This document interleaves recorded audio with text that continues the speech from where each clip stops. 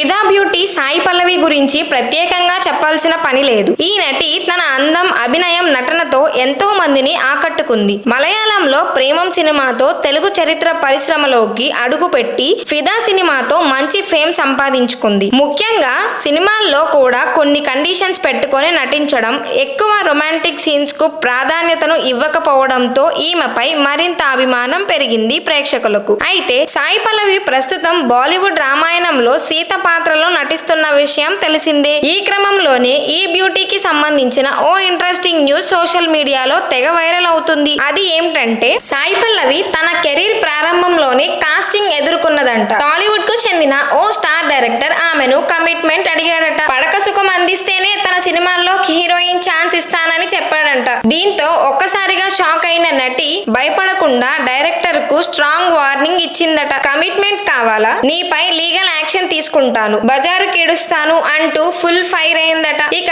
Sai Pallavi reaction చూసిన దర్శకుడు ఒక్కసారిగా భయపడిపోయి సారీ చెప్పాడట. ప్రస్తుతం ఈ న్యూస్ తెగ ట్రెండ్ అవుతుంది. ఇలాంటి లక్షణాలు ఉన్న హీరోయిన్స్ చాలా అరుదు. గ్రేట్ జాబ్ పల్లవి అంటూ కమెంట్స్ పెడుతున్నారు. అంతేకాకుండా సీత పాత్రకు సాయి పల్లవినే బెస్ట్ ఆప్షన్ అంటూ పొగడ్తలతో ముంచెత్తుతున్నారు. ఇందులో ఎంత నిజం ఉందో ప్రత్యేకంగా చెప్పలేం.